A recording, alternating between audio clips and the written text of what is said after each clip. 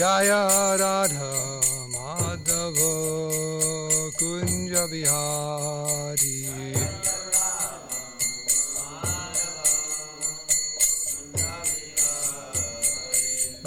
Gopi Janavallabha Girivardhari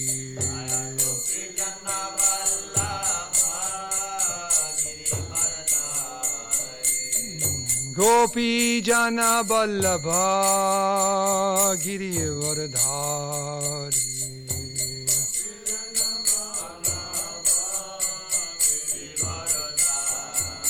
Jasodanandana Braja Jana Ranjana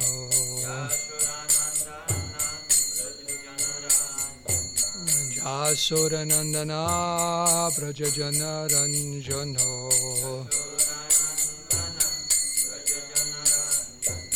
Jamunatira Bonajari Ho! Jamunatira Bonajari Jamunatira Bonajari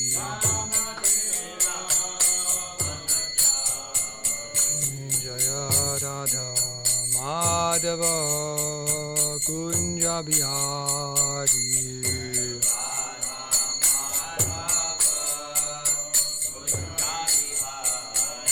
Jaya Radha Madhava Kunja Bihari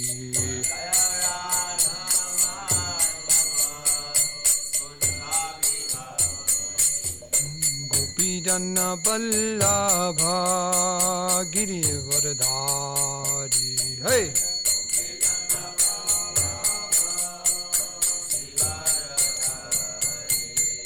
Gopijana Vallabha Girivardhari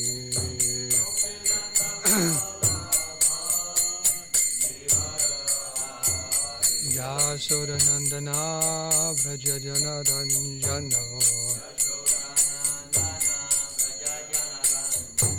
Jasodanandana Braja Jana Ranjana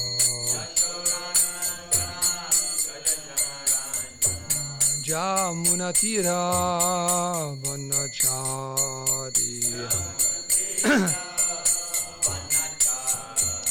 Jamunatira Vanachari Jayo Radha Madhava Kunja Bihari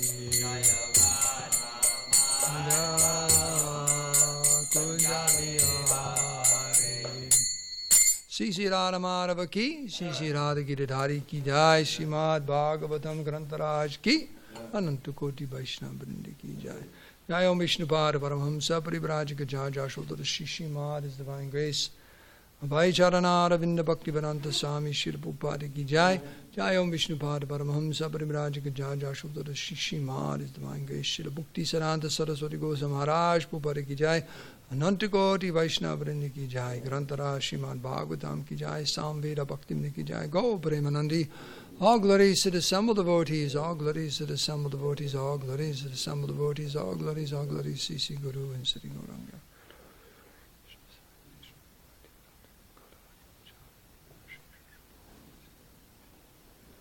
Should I open that door a little bit? I can either do that during the class to keep everyone awake, or you can open a door. Tell me what you want me to do. There is. Just need to...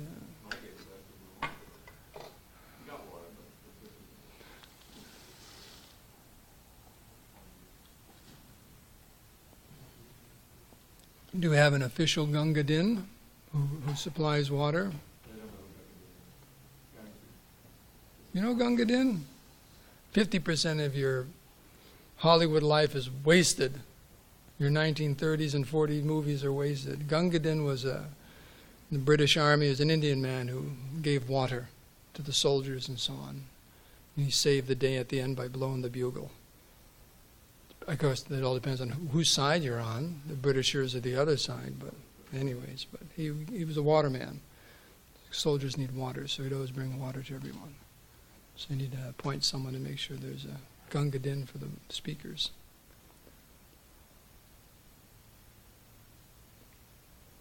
Okay, so we're going to read a few verses this morning, beginning with 19. 19 and 20. Okay. Yes. Excuse me. Om Namo Bhagavate Vasudevaya. Om Namo Bhagavate Vasudevaya.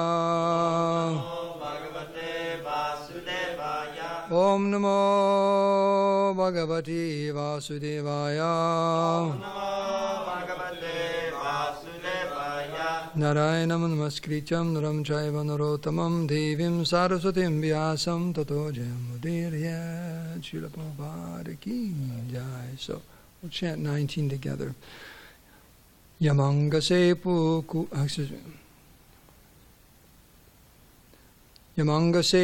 kupita Vagvajra munayakila Gatasostasya bhuyaste Mamantur dakshinam karam Yamangashepu kupita Vagvajra munayakila Gatasostasya bhuyaste Mamantur dakshinam karam Yamangasepu kupita Vagvajra munayakila Gatasostasya bhuyaste Mamantur dakshinam karam. Anyone like to chant? Kupita Vagvajra munayakila Gatasostasya bhuyaste Mamantur dakshinam karam Yamangasepu kupita Vagvajra munayakila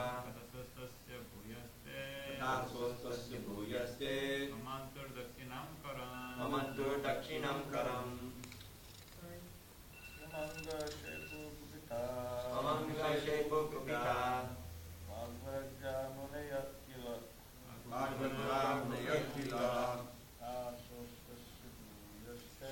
Gatasostasya bhuyaste Mamantur dakshinam karam Yamangasepu kupita Vagvajra munayakila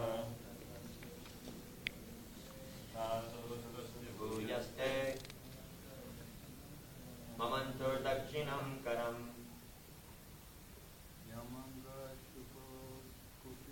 Yamangasepu kupita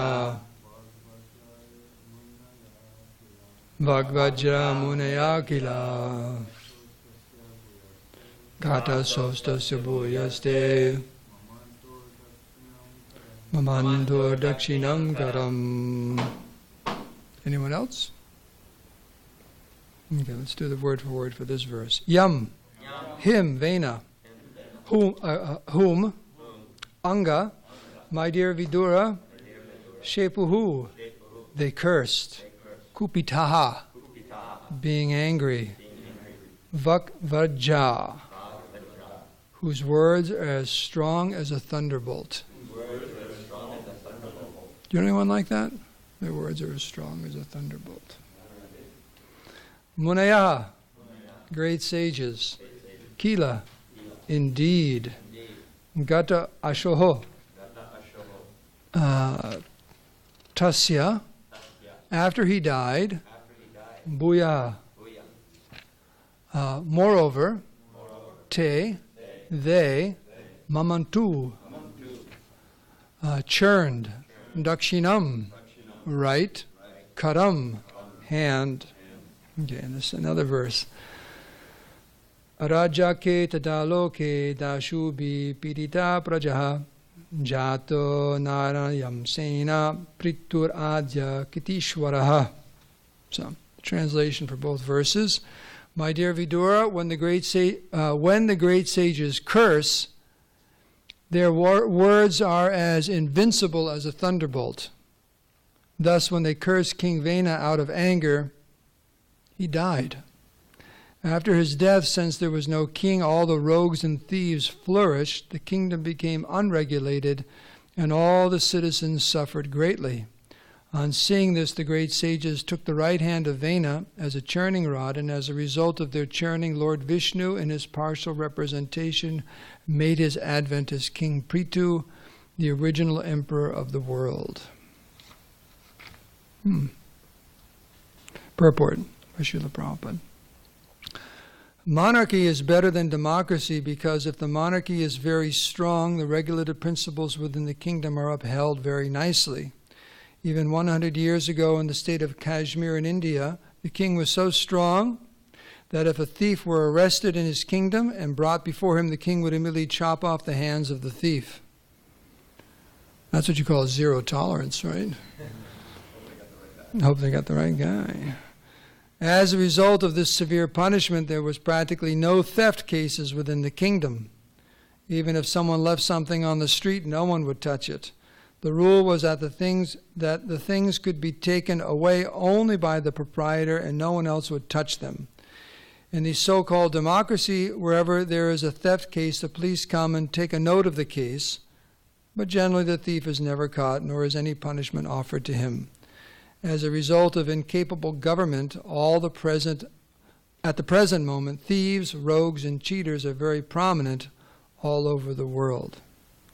Om Agyanti Marandasya Gananjana Salakaya Chaksulanminitam Dena Taismai Sri Gurave Namaha Sri Krishna Chaitanya Prabhu Nityananda Shri Advaita Gadadhara Shiva Shadi Gaur Bhakti Vrinda Hare Krishna Krishna Krishna Hare Hare Hare Rama Rama Rama Hare Hare Vanchikabhadrubhashta kripa sindhu bevacha patitanam bhavanebhyo vaishnavebhyo namo namaha. So with your good wishes, I'll try to say a few words. Thank you. Bhadram te, Bhadram te. Okay.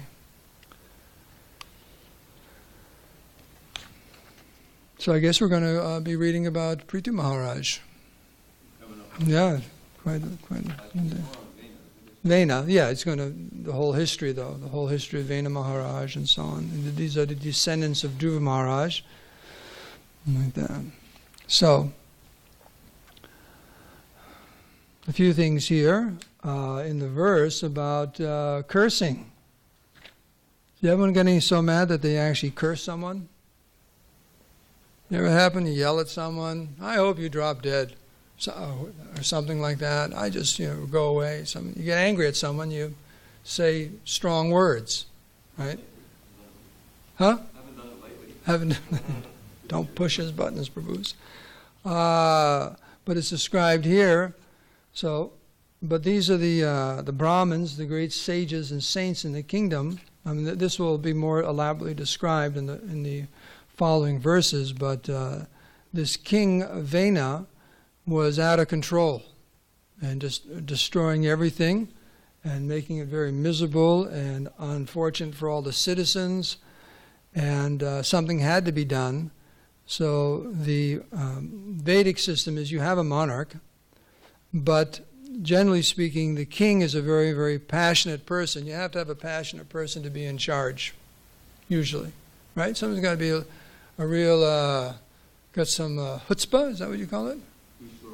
Ishwarabhav. Ishwarabhav, it says in Sanskrit. Right. So you got to. But the difficulty is someone who's very much controlled by passion. There needs to be someone regulating their activities, because they get mode of passion means you don't think, you jump, then you act, then you think, like that. So you got to be careful. So the system would be that the king is there, but he'd have his advisors, his ministers and so on, to give him good advice. And he would check with them before he did something. He would execute the different activities that were required, but exactly what to do, he would double check it to make sure it was appropriate according to the wisdom of the age, the literature and so on, the scriptures and what have you, the constitution, like that, because the king sometimes would go off the rails. So that's what happened here. This Maharaj Vena, he could care less. He just would do what he wanted to do. And it became such a difficult situation for everyone, and he was committing so many offenses that he had to be removed. So the Brahmins were so powerful in these previous ages that just by their words, if they blessed you, it came true, and if they cursed you, that came true. So powerful were their words. Krishna would fulfill their words, their desires. Krishna's there in the heart. So it's described here as their words are as invincible as a thunderbolt. Do you ever think of stopping a thunderbolt? Does anyone you know who could stop a thunderbolt? There is. And he had a mark on his chest from stopping the thunderbolt of Indra. Who is that? It was a demon. Well, that's another thing I'm talking about. He had a big thing on his chest where he got hit by Indra's thunderbolt and didn't do a thing. Ravana. So powerful. So, but basically I would not advise going out and trying to play around with thunderbolts. Like that, as invincible as a thunderbolt. So they chanted these mantras and they killed him. Like that. But then there was no king. The history's there, it's described in the verse. Then there was no king, what to do, no one in charge. When no one's in charge, things get a little bit dicey, or they go south, as they say, or things fall apart. There can be all kinds of problems. It says the only society where having no one in charge is if everyone's a sage and a Brahmin, because they don't need anyone in charge. They just got their own thing going on, like that. But if you want to organize things and not everyone's on that high level of spirituality and free from false ego, you need someone in charge to guide everyone and make sure everything goes on nicely. But there wasn't anyone to do that, so everything started falling apart. And whenever there's a weakness in a society, the rogues and thieves, they rise up to the top. They rise up. They take advantage. Because the basic principle of material life is, I'm going to try to take advantage. Everyone's thinking that to various degrees, and some have a really, really big ego and no consideration for what's right or wrong or the feelings of others, and they take advantage. Wherever there's a weakness, they take advantage. That's the materialistic consciousness. Jivo jivasya jivanam, right? The general principle of material life is the weak are the subsistence of the strong. Examples given is just like those who have no legs are food for the four-legged, and the four-legged are the food for the two-legged, like that. Everyone's exploiting others, like that. So that's going to happen in any situation, so one has to be very, very conscientious of that. There will always be people who try and take advantage of others. And it's a government's responsibility, whether that's a government on a big scale or whoever's in charge in a family. If you have siblings, you have siblings. Do you ever fight with your siblings? Your parents had to stop you? Like that. I had 4 brothers. Boy, and I got the worst of it because I wasn't the youngest, but I was the smallest. It wasn't until high school I whooped my younger brother. Then he stopped. But you know how it is. Kids fight, especially boys. Girls fight too, a little bit. Like that. They listen with words like that. My 2 daughters went at it a few times. Not with, mostly with words. Not something like a fist fight and they pull each other's hair or something. But then the parents have to watch that because you don't want to let someone take advantage of another person unfairly. Like that. So whether it's in a family or a company or some kind of organization or group or ashram or a country or a state or whatever, you have to keep conscientious of these things. Don't let those who are weaker be taken advantage of. In fact, it says that you judge a society by how they treat 5 weaker or defenseless entities. What are those 5? One are children. How a society treats children. Women. Elderly. Brahmins. And the animals, or the cows. So animal rights, women's rights, children, Brahmins. What was the other one? And elderly. All right, the elderly abuse. So you see, all these today, all these different articles on these things. There are very few people who are concerned that there's abuse, or because they're defenseless or weaker, and they're being taken advantage of. They're being taken advantage of. Because like I was kind of joking yesterday, I got one of our members of our congregation. They're a little bit elderly. They're Western devotees, and they gave a donation months ago for me to do some things, some puja and so on like that. But in the text she goes, "Did we ever give you that donation? I completely forgot." I was thinking, this is a great place for taking advantage of someone who has no memory. "No, I didn't get a donation." So I sent her back, "Of course you did. Here's the date, here's the amount." Like that. I was just thinking people take advantage of elderly, right? All these people on the phone, and you get insurance and this and that. And what is that? Publishers Clearinghouse. My wife, one time, she took care of this elderly woman in her 90s, and she had to go through all of her mail, and she was mailing all this stuff and thinking she was going to win every month and this and that and buying stuff. And so she worked with a woman's daughter, who's an attorney here in LA, SanDiego or something like that, just trying to clear it all up. Because in her mind, being that old, she got a phone call, and they convinced her, buy this, get that. She had like a subscription to every single magazine you could possibly subscribe to. So this goes on. So all these different groups, they need to be protected. And that's a sign of a very advanced culture, is that all of these 5 groups of citizens feel completely protected. Can you say that about today's society? No. It's a very, very serious problem. Very serious problem. So that's why someone very strong and righteous or wise has to be in charge. And if the king isn't that wise, he better hire some wise people to help him. There's a famous court case with Henry Ford. There's a court case with Henry Ford. What happened was, in one newspaper, Henry Ford, the great-grandfather of Ambarish Prabhu, he didn't have more than a 6th grade education. That's it. And here he is, one of the first big millionaires in our, the whole Ford Motor Company and all that. But some newspaper article came out, some reporter, about criticizing him. The guy's just a schmuck, he's just got, 6th grade education, this and that. So what do you call that? Libel? Yeah, that's what it was. So he went to court like that. Just lambasting him like that. So it went to court. And, Henry Ford's on the stand there. And, of course, he's just trying to make fun, just trying to,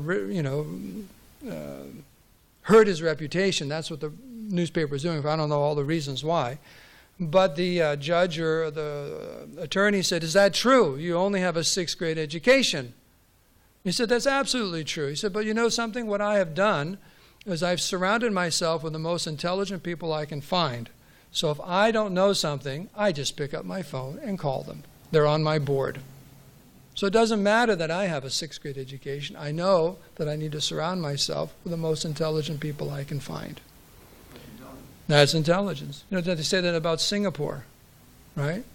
The country of Singapore, they hired the most intelligent people from all over the world to help run that country, and that's why it's like such a nice place. Everything's together like that. They've hired people from all different areas of professions to make sure that government, that country runs so nicely.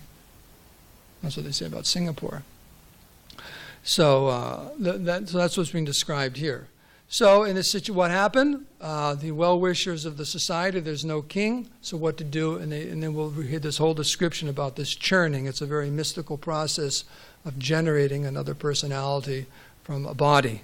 That also is when you hear Maharaj Janak. Maharaj Janak is the same thing. In fact, Maharaj Janak is a name for a whole succession of kings. They all had the same name. And Matila, the Matila, that means churning. That's why the city is known as Mithila, like that. So there's a whole history on that also, in the Ramayana and so on, and the background of, because there was no king, they had to do something and like that. 8:18. Okay, monarchy is better than democracy. Oh my goodness. Oh boy. Okay. And what do we have? What do we have this whole purport about kings and monarchy and chopping off hands? What kind of spiritual movement is this, right? And what kind of topic is this from the Bhagavatam? The point is that in order to practice spiritual life, there has to be a peaceful atmosphere, right? In order to practice religious life, there has to be a peaceful atmosphere. So the Vedic culture is all-encompassing, and understanding this, a society has to be organized in such a way where people can achieve their different goals in life, whether it's material or spiritual. And if everything's chaotic, or falling apart, or one's worrying about rogues and thieves and being cheated all the time, how can there be any happiness in life to achieve the different arthas, right? What are the different arthas? There's 4 main ones, right? Dharma, artha, kama, and moksha. Then we have prema, that's our line. But you have, religiosity, economic development, sense gratification, and liberation. For human beings to achieve these things, there has to be a very peaceful, well-run society. Otherwise, it becomes chaotic. Sometimes you see these futuristic movies or books about life in the future when everything's all fallen apart and everyone's out for themselves, right? There's no government to this or that, and everyone's just out for themselves. It's a very, very difficult circumstance to live in when a society falls apart, either politically or economically. It becomes very, very difficult for people like that. So there's a prescription given in the Vedas how society can be run very, very peacefully for everyone, so they feel protected, and in that environment they can achieve the different goals of life. That's why there's this whole big problem with immigration. These people are coming up from these countries where it's intolerable to live. It's life-threatening. It's life-threatening. You imagine that if you went outside every day and your life was being threatened. What kind of life? I got to get out of here. So it's all falling apart. There's no stability in that government. There has to be stability. So that's what's being described here. And a good monarchy. I mean, who's it said? Recently there was a statement about, there's so many varieties of government. Democracy is not that good, but it's the best there is. It's the best there is right now. And none of these governments work very well unless the people are actually trained and have good qualities.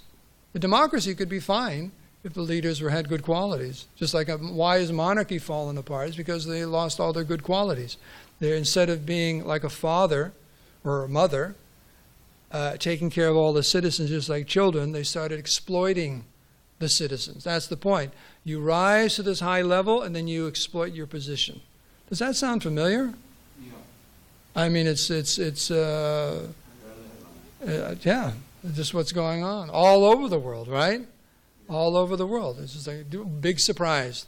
Big surprise. Oh, this person was found out to be exploiting their position. This king, this minister, this president, this CEO. That's what happens. Janmai Shwaya Shuta Shribir. You become mada, intoxicated by these different things. Janma, nice birth. Janmai Aishwarya, opulence, wealth. Shruti, learning. And Shribir, bodily beauty. When we get an excess of these things, it goes to our head, and the tendency is mada. Become mad and do all kinds of crazy things. Just like my daughter was telling me the other day that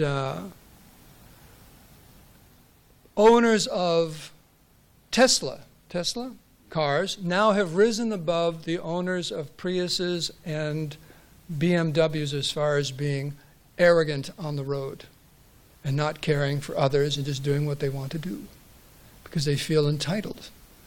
So, did you notice that? So watch out for Tesla drivers.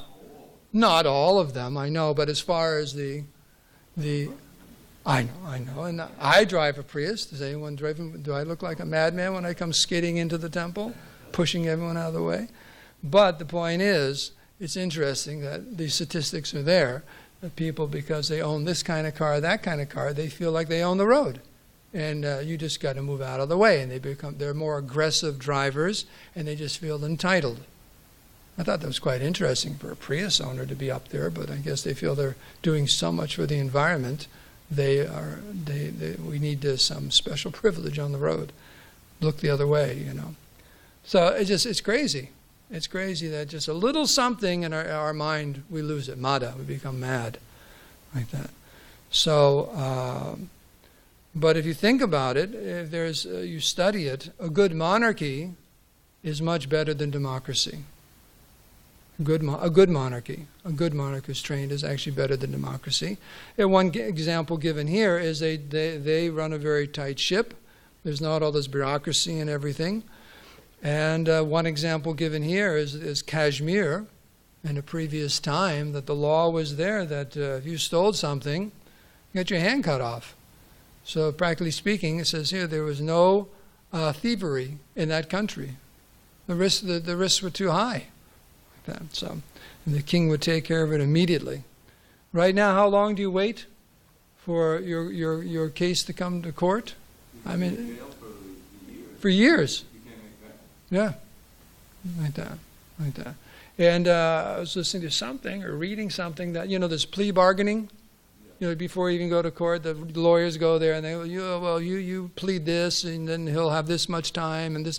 If they didn't have that, things would be backed up even more. It's actually cutting the time in half, even though it's so backed up, and maybe weeks or months before you have your court, because they're doing all this plea bargaining, which is, sometimes the client's not even there. Well, I got you off, 5 years instead of 20, because, you plead, but I'm innocent. Well, tough luck, It's like, this is the best we can do. So it's a whole industry, or whatever you want to call it, that's going on in the back rooms of the courthouses, because they're just trying to get things through as quickly as they can. That's what the article was saying. So it's a very, very difficult time. But to bring it back around and end the class, someone may say, why all of this stuff here going on about kings and monarchy and democracy, and why are we really concerned about things? We're all very spiritual, right? It's because all these things have a connection with Krishna, because unless these things are in place, there will not be facility for spiritual life, especially on a grand scale. On a grand scale, there won't be any facility. People won't. Will not be peaceful society, peace of mind. These things are absolutely necessary for religious and spiritual life. They're just absolutely necessary. So a devotee is very concerned, a saintly person, a wise person is very, very concerned about how things are going on for the general mass of people. Not that we become overly involved in politics and so on, but the basic principle we understand, that people have to be very, very, very, very peaceful, in order to prosecute, and satisfied. You never know anyone who's not happy, they're not satisfied. Oh, is something wrong? Yeah? Maybe we all know someone like that. If you don't, it's probably you. That's what they say. If you know anyone like that, it's probably you. But what kind of life is that? Nothing's ever enough. Never happy. You're always complaining. What kind of life is that? So people have to be pushti-tushti. They have to be satisfied and peaceful, like that. And then they can prosecute their spiritual life, like that. So the atmosphere, the environment, the external environment and the internal environment have to be like that. So the internal environment, that's up to us. And that's the big one. Even though the external environment may be very, very peaceful, if inside is not peaceful, it's very, very difficult. So we've got to work on both the outside and the inside in order to prosecute our Krishna consciousness. So if there's a fight or war going on inside here, it's very, very difficult, like that. Or thieves and rogues. Sometimes the acharyas, they talk about these different material desires are being like highwaymen, robbers and thieves and rogues and things like that. These material desires. So we have to work on the inside also. And the point is to have be peaceful and satisfied in heart. And then it's spiritualized a lot easier. It's almost impossible if one isn't peaceful in one's own heart and mind. So we can end there. And if anyone has any comments or questions or any further discussion on these points. Yes, sir.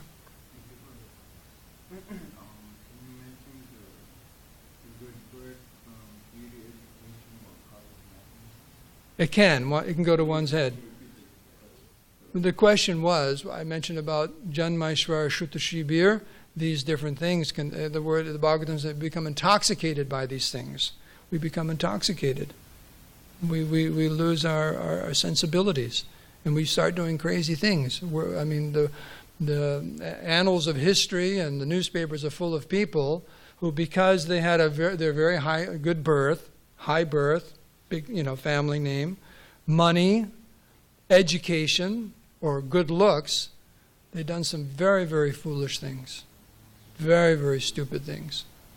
Just to mention the verse, too much absorption in these things, which, as I say, is progressively intoxicated. It makes you unable to chant the holy name.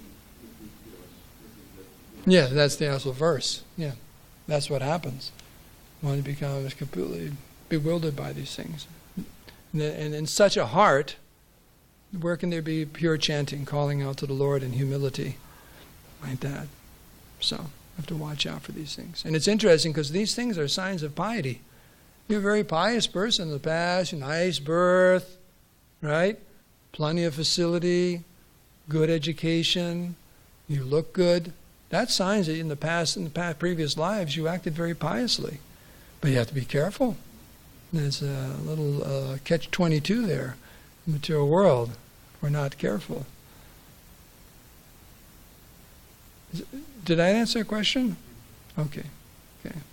Anything else? Where have you been? Is he okay? So we should end here? Everyone's happy? Okay. Srila Prabhupada ki jai, srimadbhagavatam ki jai.